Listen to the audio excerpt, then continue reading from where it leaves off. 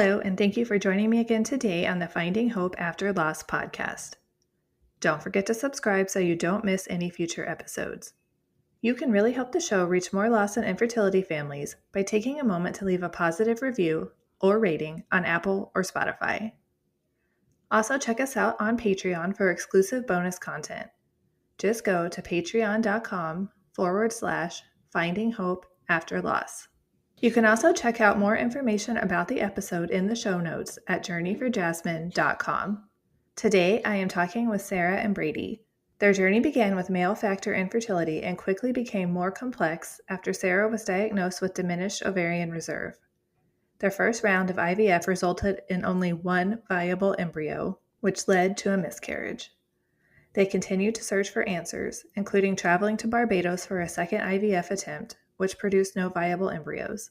Eventually, they turned to embryo adoption and were able to get pregnant with the first donor embryo transfer. They are sharing their story to bring hope and encouragement to others who are navigating infertility.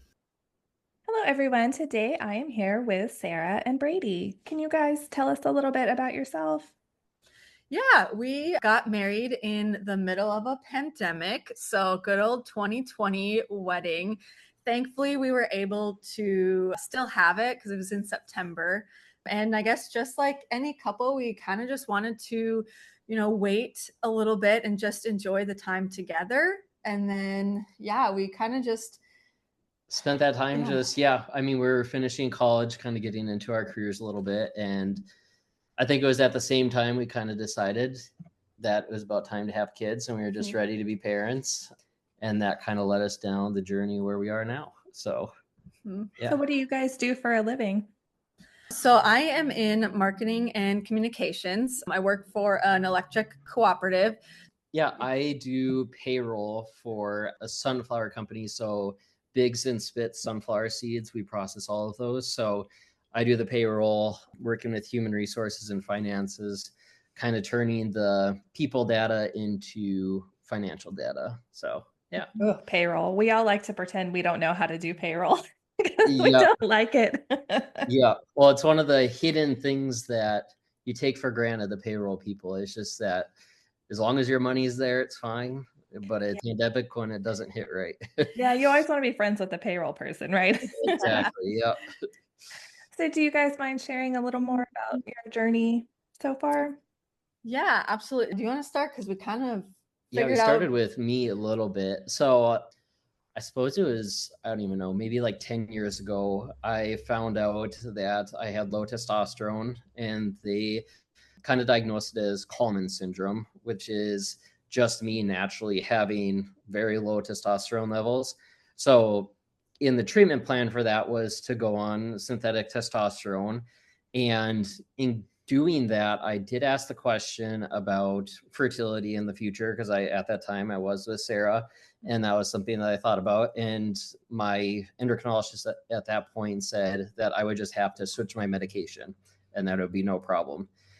Lo and behold, a long time from then, that was the biggest lie we've heard. So I was taking testosterone, and then that kind of led up until when we decided we wanted to start our family.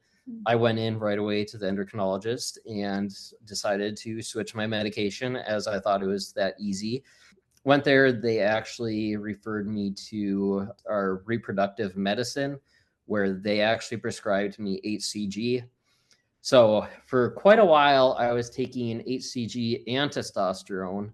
So my sperm levels were not coming up because I was still taking the testosterone because they never told me to stop taking it when I started taking HCG. And it kind of just equaled out, right? Yeah. Like, it's one's doing one thing, the other's trying to do the other, and it's like a magnet. It just wasn't going to go anywhere. Moving. Would have been helpful information to know, right? Exactly. Yeah. Right. Leave out the small details. And then it was probably like another 3 or 6 months. We did a couple more sperm samples and the numbers were still very, very low. But at the last test they did, they said that it would be enough to do IVF. So that leads us to our appointment of kind of what that looked like for us. Yes. We had the consultation in the fall of 2022. And sitting in that appointment, we knew we had the male factor. And then the nurse basically was like, IVF is your only option. And like, we look at each other and we're kind of like, okay, like we thought that this was like the golden ticket. Like this was going to be the chance to like build our family, the answer and the prayer that we've been, waiting for. And then we started the first round of IVF in February of 2023. And I was absolutely terrified of shots. I mean, I still don't like them. Yeah. I'm just not a fan. I've obviously grown to accept them because that's just part of the process. But Brady administered all of the shots, and I'm just so grateful for that. He really just was like the nurse. And just it made everything so much more smooth and like easier for me. And I'm super, super grateful for that. So then, we did egg retrieval on Valentine's Day. So that was that's a very special date for us. Yeah, very romantic. And obviously with IVF, you're getting monitored the whole like stim process.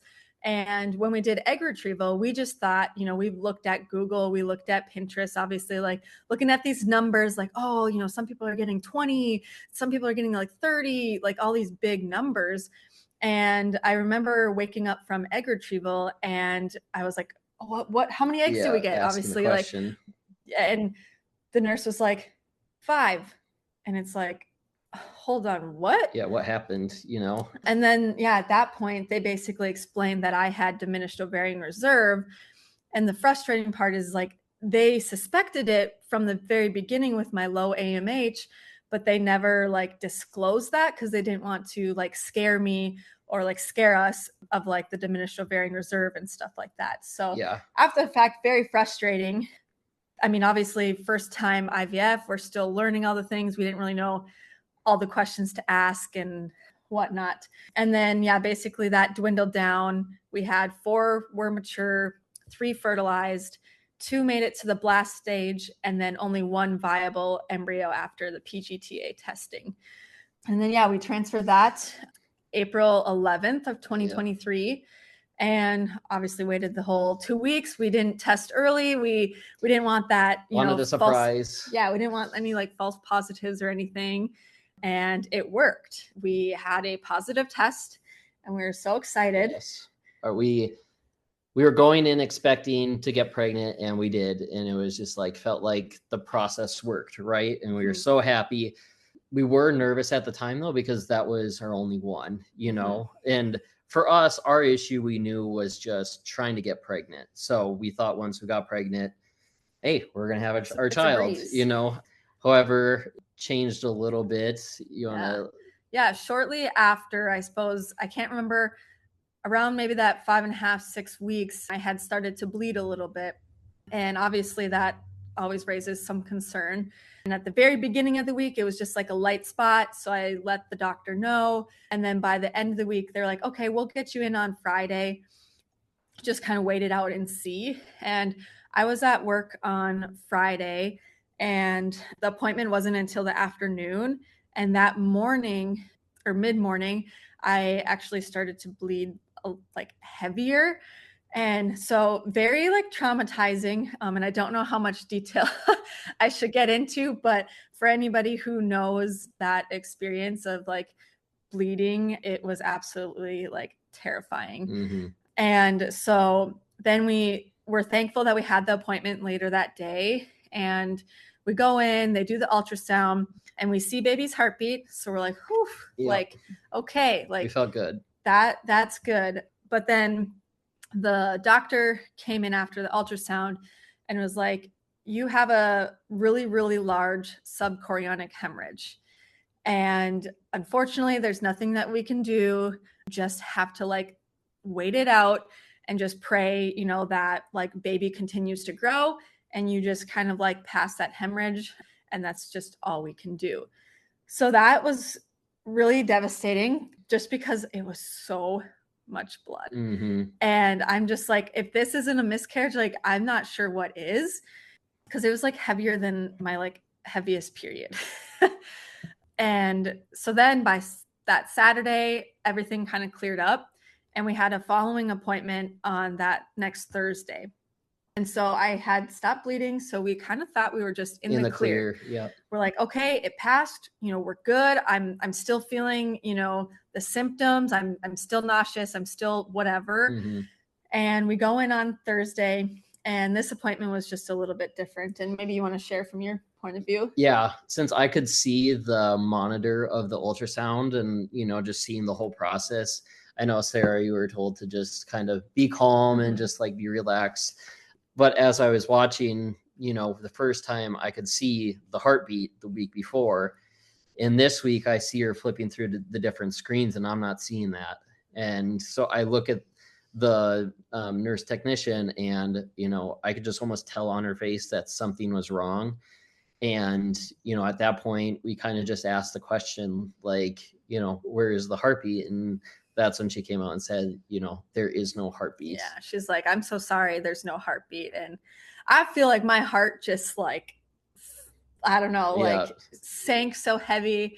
I remember just like bawling and like my whole, like my heart literally just like ached because that was like our one shot of like our family. And from there it was just kind of, well, and we didn't know what was next. And of course that was the technician that told us that. So we had an actual doctor's appointment after, like, 5 or 10 minutes after the doctor came in and we talked, and she kind of just went into like next options. And it was just kind of really quick at that time of like, we didn't even have time to think. And she's already like, okay, do you want to like miscarry by yourself or pass the tissue by yourself? Do you want to take the pill or do you want a DNC? And it was like, my whole world just came crashing down. And then they were talking about another cycle when that could start. And it was just like, we just didn't even have an answer. We were still just going through our emotions at that time. Yeah, very, very numb at that point.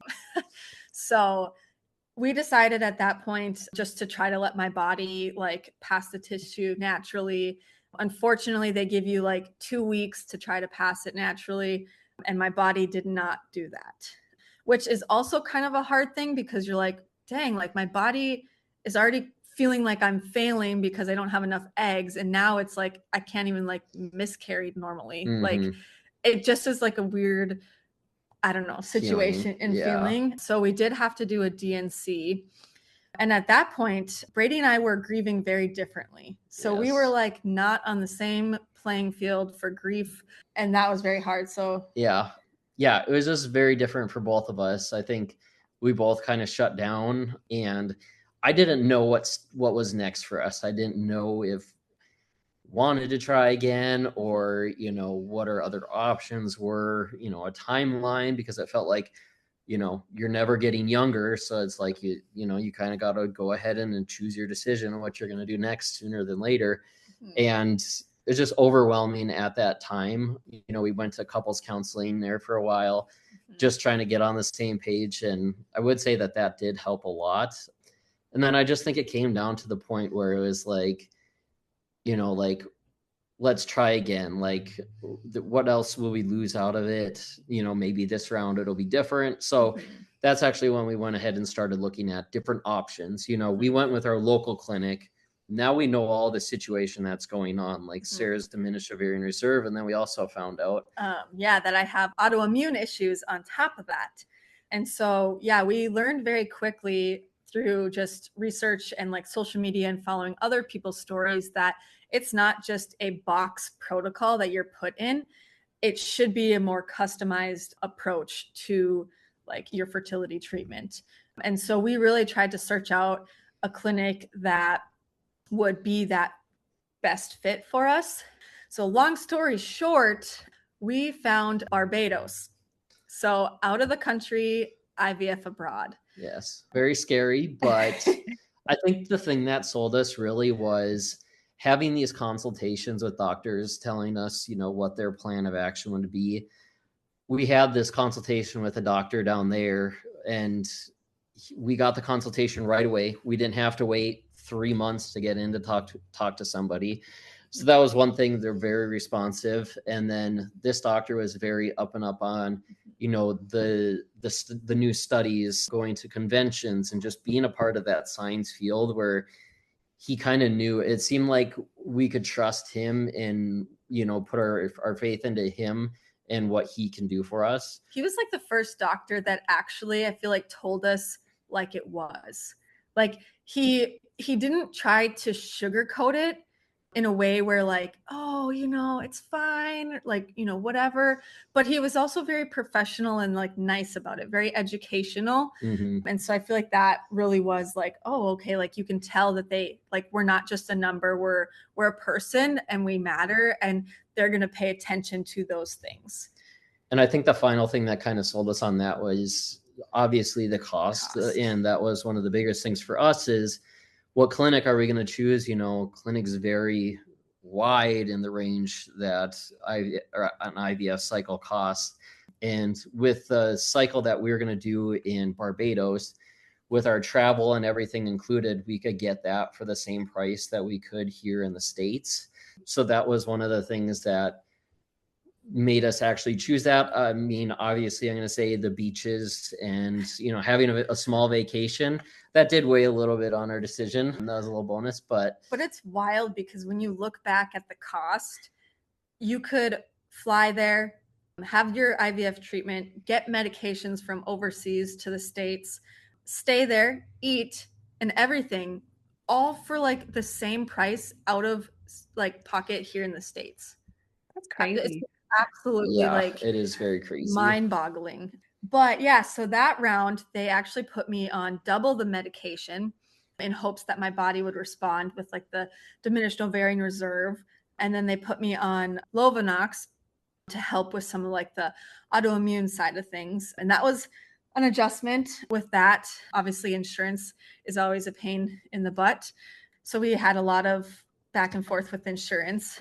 But when we went to Barbados, again, we were in this great mindset. We thought that Barbados was going to be this answer again. And quickly that took a turn. When we did the first ultrasound for the egg retrieval, I only had like 6 follicles. And the doctor it surprised us, but the doctor's reaction, he was saying that, he didn't expect anything different. With diminished ovarian reserve, you're only going to be able to produce so many eggs each time. Taking more medication is not going to change that. Mm-hmm. So just hearing him say that, plus being confident of the results that he could still provide, mm-hmm. that helped a little bit, but definitely, we were on a high at the top of the trip. We were ready for this cycle. We were ready for new results. And just the first thing that kind of hit us was that. So definitely something in the back of our mind as we went on our trip. Yeah, I feel like that changed my perception of the whole thing, because for whatever reason in my head, I just thought that things would be different. Like we'd maybe get like 12 eggs or something. And so I felt like that probably crushed me at the very beginning. And I wasn't in a very good headspace the rest of the time. Unfortunately, even though you're in like paradise, you're there for medical reasons, and maybe not always, the vacation part. But yeah, we did egg retrieval. Obviously, it's very different doing that in a different country. Things are maybe not like what you expect. It's super high class facility. We absolutely loved and adore Barbados. And would recommend it, yes. Yeah. But yeah, then I come out, and then this time they're like, you got 4 eggs retrieved. And it's like, oh my gosh. And I think that's when it really hit you mentally, that your mind shifted. Yeah. And I just couldn't get, I feel like, out of that funk of just like downness. And then of course, like the next day they let us know that only 2 were mature. And then the next day they're like, hey, only 1 fertilized. And then the other one, we don't know. And then at that point, we had finished our time at Barbados. So we were traveling home. We spent a night in the airport, and we were finally on the final leg of our trip. And they told us they were going to call at a certain time. So we made sure that we were ready. And as we were walking off the plane, my phone rings right as soon as I walk past the pilot's cockpit, and pulled Sarah aside and turned the phone on speaker and kind of just huddled around. And yeah, that's when we got the news that one didn't make it. Yeah. So then we basically went all the way to Barbados to do a round of IVF, and we came back empty-handed. So that was like That was tough. That was hard. Yeah. And again, we kind of weren't quite on the same page after. I'm like, we knew we needed to do something, but it was like, what was that? And the Barbados doctor actually introduced us to embryo adoption. And so that kind of got into our mind. But then we're also like, well, what if we try a different clinic and here in the States? Because, like, you know, I'm maybe not quite ready to give up on like our DNA. And we learned a little bit about each cycle, you know, like raising the medication didn't help with this, but what if we lowered this, or, you know, like play around with different medications. And I think that was one part in my mind where it's just like, you know, we've tried twice and there was no drastic difference. I don't think anything that they can do can change, you know, part of how big the outcome is and how many eggs we retrieve.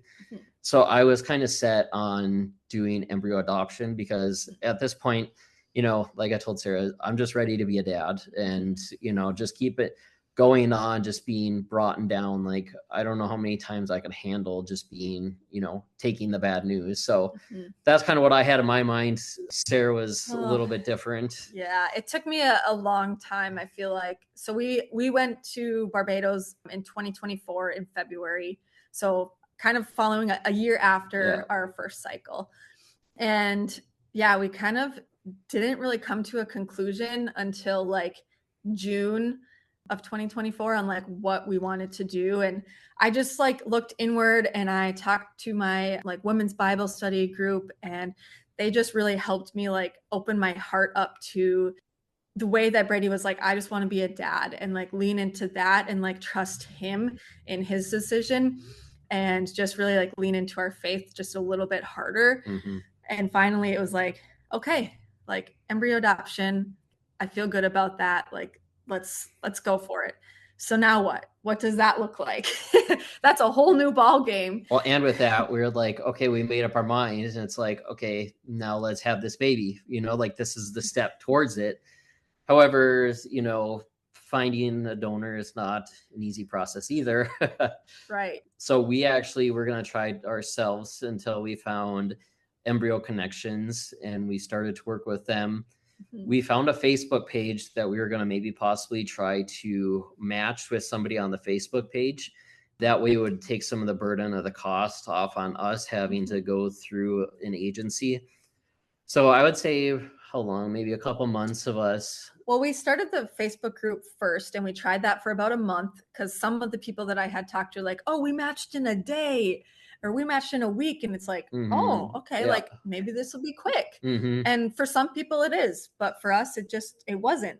So then, then we moved, I think in July, to going with Embryo Connections, and then got all set up. And then they send you profiles based on like your preferences. Usually each week they'll have at least like one match for you to like look over. And we just weren't finding like things that would like match our preferences. And so, kind of week after week, it was like you get this email and you're so excited. You're like, hey, there's a match. Well, like, and I feel like, look at it. And we didn't know if we were too picky because some weeks we wouldn't get an email. And it was just like, you know, slowly like that. And after a couple months of that going by, you know, is kind of hitting a little bit of like, you know, this might take a while, you know, and we thought it was going to be something quicker. And then I feel like basically two miracles hit in a row when.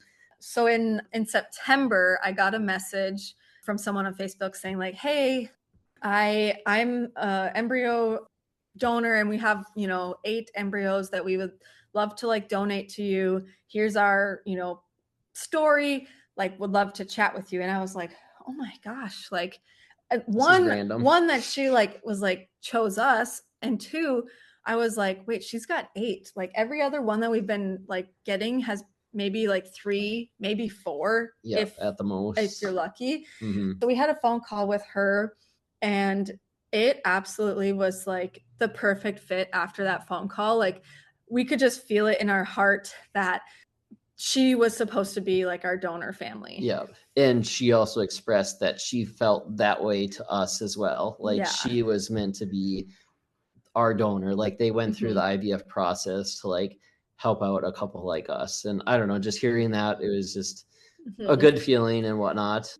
So yeah, from there we Well, and then basically all summer we were looking at all these different grants to try to like help accommodate some of the cost. And yeah, we probably did literally all the pretty ones that much are all the ones available. that you can that we qualified for, we applied for. And then shortly after that, about a month of like being like, okay, we're gonna like match with this couple, we received a grant from the Hope for Fertility Foundation, and we were absolutely like blown away. First it was supposed to just be like an interview, but then they did a Skype and they told us, They surprised us that and like, told us we hey, won. congratulations, you won. It's like, oh my gosh. Yeah. So that really helped us wrap up the embryo adoption process. And the thing with that is we only had 6 months to use those funds.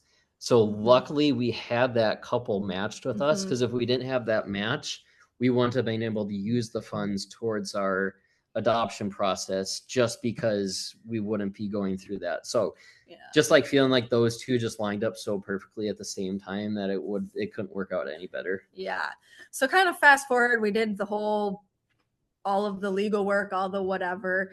Which is a lot more work than people online say. Yes. I'll tell you that. Yes. We are thankful for the agency, because they really took care of like all of the headache and all of the little things that you just don't think about that clinics require, that are kind of just like unwritten things. Yep. So we chose CNY Fertility because they were one of the more affordable clinics, and that they actually did work with embryo adoption. So just here in April of 2025, we went down for our first embryo adoption transfer. And I have to say, I mean, it was like the most magical thing, because throughout this whole process, when we lost our first embryo, we actually named her Eden, and we did the transfer April 11th, found out about the miscarriage May 11th. And then her due date was supposed to be December 28th. And Matthew 11:28 was a verse that just like jumped out on me. And it says, "Come to me, all who are weary and burdened, and I will give you rest." And so for the past like 2 years, like that verse has just like been like our saving grace, essentially, just being like, okay, like the Lord, he's going to be there. Like he will give peace. So when we did the transfer, it was getting closer to 11 o'clock, and I like turned to Brady. I'm like, oh, like how cool would it be if it happened at 11 o'clock? And sure enough, it did. It happened at 11, and they printed out the, ultrasound picture of where they, put the embryo. And I looked at the timestamp, and I like just immediately started crying, because it legitly said 11 o'clock on the dot and 28 seconds. And I just like knew, I'm like, okay, like this was a miracle. This is it. I don't know if that's a God wink. I don't know what is. And so we left feeling really good. And fast forward, you go through the whole 2-week wait, and then we get the results. Yeah. And it was kind of different. So instead of having the doctors call us and tell us the results, we actually had received the test results online through the portal that Sara has. And we were sitting down about to record a reaction. I'm like, hold on, we have to look up. It's not going to say positive or not positive. It's going to give us a number. I was like, what number are we looking for here? So Googled that, and it was like, I don't know, it was like above 25 was pregnant. And we looked, and I can't remember, it was like in the 100 and something range. It was like 131 or something. Yeah. So. And we were just so ecstatic to see that. And so yeah, if you fast forward today is exactly 6 weeks. So we are 6 weeks pregnant, which is an absolute miracle. But I do have to say, there's still that trauma and that like PTSD. I feel like that's like coming back, because I mean, there was a little bit of like spotting, and then it's like, okay, is that like implantation stuff? Like that's kind of a little bit normal. So I feel just like this uneasiness sometimes. I'm like PTSD, like from what happened before. And I think that's the biggest thing, is like we're trying to be happy and excited as we go along the way, but I feel like there's some apprehension behind us in terms of like, can we stay pregnant? Like we haven't proven that, like trying just to make it to the next step or to the next week.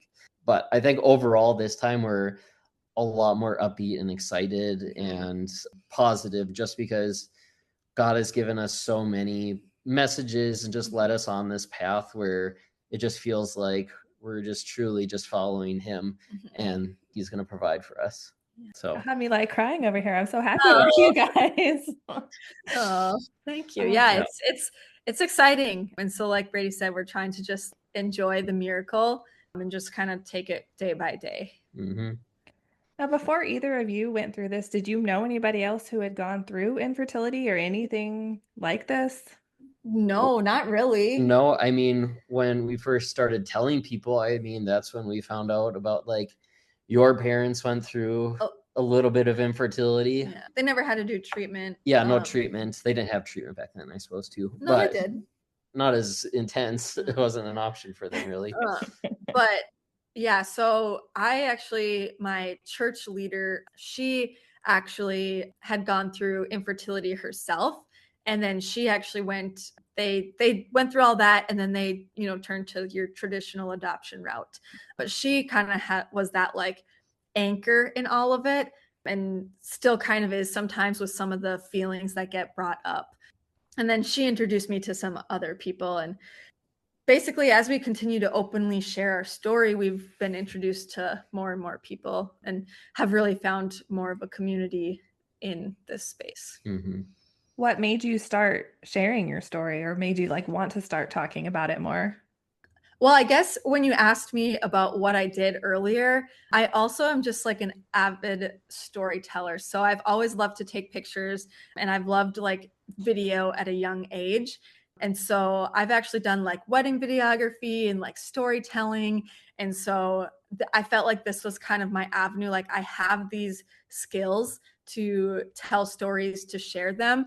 And I feel like the infertility route is just that avenue that I can like help others. And so our first round, we didn't openly share, and we kind of kept it close. Mm-hmm. But I knew at one point, like when we were through some of this, that I would want to share. And so I had all of this video and all of, whatever from that. Mm-hmm. And then basically probably the fall of 2023 is when I really started opening up about like sharing our story, and then really just making a big push in like after we went to Barbados, and just started to be more of that advocate. And then I started my YouTube channel in December of 2024, just hoping to share our story, hopefully, advocate, get some education out there, and just showcase what it's like to, live with infertility, some of those raw emotions, the realness. Also to support those who have family members that are going through it as well. That's another big part too. Yeah. So really educating not only just people who might be starting to go through it, but then also like, those family members. I had somebody recently tell me like, I'm so thankful that you're sharing, my daughter is going through it. And like, you really helped me understand a little bit better on how I can help her. And so it's comments like that like keep us going and sharing our story.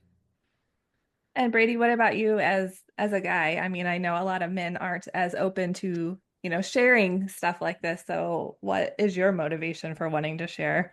I think it's the same thing. I mean, listening to podcasts and stuff, infertility is definitely, rising, and especially in males too. Testosterone levels like within the past 30 years have halved. So just knowing that, and then also too, just like, I think it's mainly our story specifically. It's had such an impact on my life that I feel like it's just sharing those around us, what we're going through. And like Sarah is saying, if we can help anyone along the way, that's just a bonus on the top for me. It's just the awareness piece, and just, I don't know, just getting the support out of it as well, building that support team. So not only is it family and friends, but we're actually reaching a broader audience that can kind of be that support, that they can pray for us and just be there.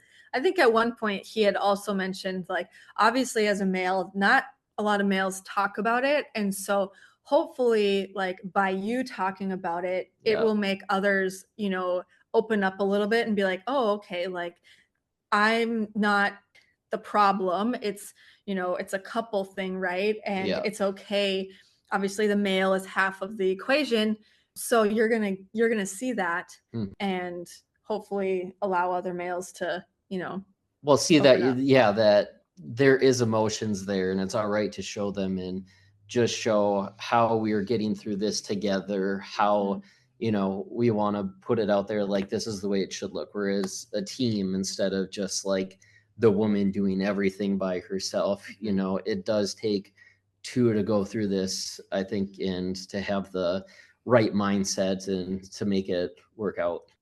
Yeah, no, that makes a lot of sense. I think a lot of times infertility is a women's issue, even though it's not just on the woman, but that's where it kind of falls. Yeah. So while you were going through all your treatment, like, going to Barbados and doing the embryo adoption and things like that, was your family and friends supportive of all that? Or did you ever have to deal with, people questioning your decisions or? Mostly, I think everyone was supportive. And I think it really showed before we went to Barbados, because we actually did a fundraiser to help raise some funds. And thankfully, through an organization here in our hometown, they had like a matching program. And so we did this whole like silent auction and pancake feed. And I think that really showed me who showed up, right? Our community showed up, our church showed up, our family and friends and old coworkers. And it was just overwhelming to see like everybody being like, hey, we don't know how to help you, but like having something like this, we feel like we're helping. Yeah. Right. And that was just so amazing to see everybody come together and just made us feel really special. Yeah. And I think, as we were posting online, you see how many views you're getting or how many likes you're getting. And, sometimes you get numb to that, only 100 likes, or whatever that might be, until you see 100 people in front of you and you're like, wow, like these are actual people that are actually supporting us, actively being there for us. That was really big. And I think family as well, just being there for us, always a shoulder to cry on and, for us to vent. But I would say at the end of the day, it was kind of like Sara and I decided that like, this is our journey. Like we're going to make the decisions. If somebody thinks other, that we're just going to stay true to ourselves and do what we need to build our family. So it was on both ends of things. That does really put it in perspective when you think about like seeing the number 100 versus actually having them like in front of you. It's a lot more than what you think. Yes, it was. Right. Yeah, absolutely. It definitely like, perspective and fills your heart. Just like, okay. Yeah. Yeah. So did you guys look at any other like potential places of traveling like before you decided on Barbados, or was that kind of your first? I think that was like the first one. My coworker at the time knew somebody who went. And I think that's kind of what allowed us to be like, oh, okay, like we were able to talk to them on the phone and actually get like the tea, right? And be like, okay, like, is this safe? Is it real? What is the like, whatever. And then we actually knew another family who said that they went to like Prague, but that seemed like the language barrier and like there was like Italy and Greece, I think, that were also, but I wasn't sure on the language barrier if I was like comfortable enough jumping into that, where like Barbados, everything is pretty much the same. They have, a little bit of accent, whatever, but it felt a little bit more reasonable and like doable. And plus having the person that actually went before us to tell us how it was, kind of what to really expect. Because you look on the website and that's about all the information you get on the clinic. And that definitely does not portray the people that are there and how you're treated and everything like that. So I think having that person that was there before even like recommending it to us, is really a leap of faith at the same time. I mean, like, what are people going to think if we're kind of like, are we crazy going over here? Like, you got to pack up all the medication and you got to go through customs with it and you got to do all the things. It's like, oh, what are we doing? But I do have to say, if anybody has questions about Barbados, I mean, we're here to answer them. They are hands down one of the best clinics that we have been to. Their customer service is outstanding. So to put this into perspective, we were there in February of 2024. And in December of 2024, our coordinator emailed us in December, like months after treatment, to ask us how we were doing. And that meant the world, because she knew obviously we left with nothing, but I'm like, how did she like remember, and like she thought of us, and it was just so amazing, and will just stick with us, forever. So yeah, that's definitely not something you see from a lot of doctors here in the US. It'll be an automated email, maybe on a date or something like that. Yeah. So no, they truly care about their patients, which is awesome. And I mean, it seems like you guys have kind of been on both sides of like the medical care, like those who left out all the important information, and then those who, were on the complete opposite, like supportive side. So you've kind of run the whole range of that. Yeah. Was the one that you went with, you said it was CNU or CNY? Sorry. CNY, yeah. Was that good medical treatment there too, or? Yeah, they've been pretty great. I mean, they're kind of all over the place.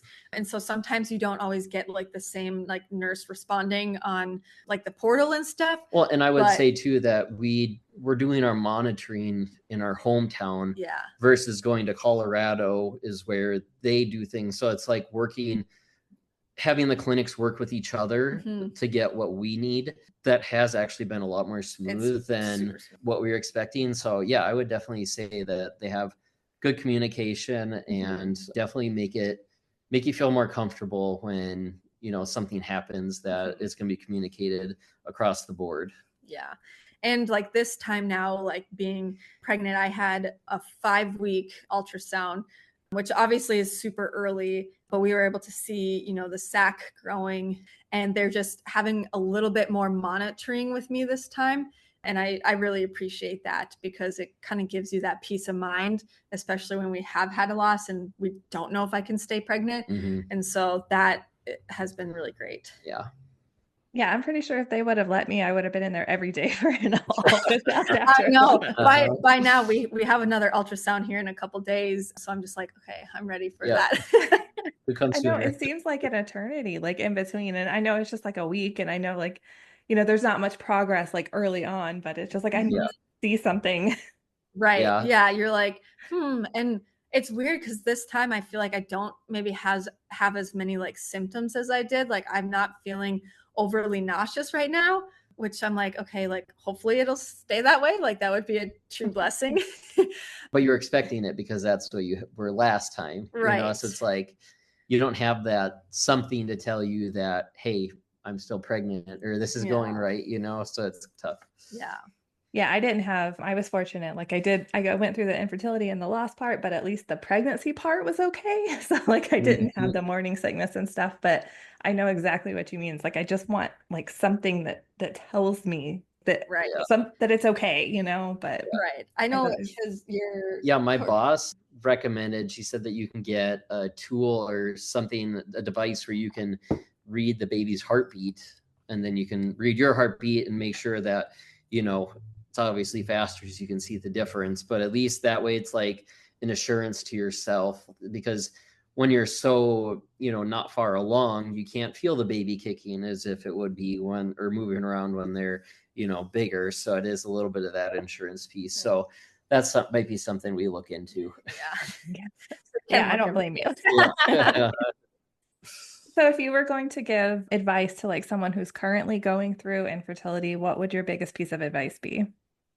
I know it could be a lot. That's a big question. It is. I would just say like the biggest thing is like you're not alone, and really try to take the time to just learn as much as you can, because the more information that you know about your body, your partner's body, and just like, if you're doing IUI or IVF, just learning about that process as much as you can before you start, so that hopefully, when you get to that stage, you can be like the best advocate that you can be for yourself, because we've learned that you are your best advocate, and like no doctor is going to advocate for you like the way that you do for yourself.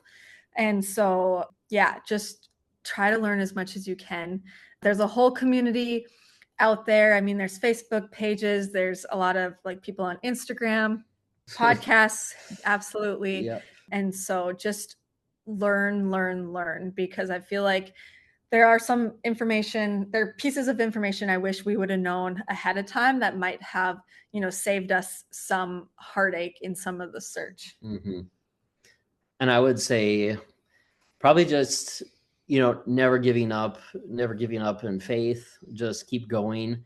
And then too, I think just the biggest thing is like the bond that you have with your relationship with your spouse. Like that's probably the most special thing. Cause I think, yes, we've gone through some of the hardest times of our life in the past couple of years, but I would say we're the strongest we've ever been. And I think without that, you just have to lean on each other and be there for each other, because you're not always going to be up or down, or you need to balance the other person. If somebody doesn't have hope, you need to bring that back. And I think it's just a balance there. And then just not giving up, just continuing on, keep driving, and just know your worth and be your own advocate. And don't forget date night. Yes. Yes, that's important too. Yes. So is there anything else that either of you would like to share or add? I mean, if anybody has questions about our story or just wants to connect with us, they can find us on Instagram, Faith Fertility and Us, or Faith Fertility Us. I always put the and in there. I don't, I probably should add that in there. And same thing, that's the same for our YouTube channel, but we're always open to connect with people. We just really, it's a sucky community to be a part of. Like, you don't want to be a part of it, but the people in this community are just absolutely fantastic. And I feel like the most supportive people. So if you're feeling alone, please reach out. We would gladly connect with you. Mm-hmm. Well, I want to thank you guys so much for coming on today and sharing your story with us. Yes, thank you so much. We appreciate it. Thank you so much for sharing your journey with us. Despite going through so many different twists on their journey, they never lost their faith and never lost their love and trust with one another. That can be a really hard thing during infertility and loss. For many couples, it can bring them closer together as they navigate these issues. For others, it can drive them apart and become something they simply cannot overcome. The other important issue I think it's important to highlight is that infertility and loss are not just a, quote, woman's issue. The men are affected too. Men can and do have infertility issues, and men can and do get sad about pregnancy losses or the struggle to get pregnant. And it's perfectly okay both to have these feelings and to share these feelings. More and more men are coming forward and sharing their experiences, which I think is absolutely amazing. I feel it's so important to hear from them, just as it's important to hear from the women going through it. So I'll leave this episode with saying, please continue to share your stories. Share your experiences. Speak up about both the struggles and the joys. It truly helps so many people know that they are not alone. Don't forget to subscribe so you don't miss any future episodes. If you like the show, please take a moment to leave a positive review or rating on Apple or Spotify. Thank you so much for tuning in, and remember, we are all in this together.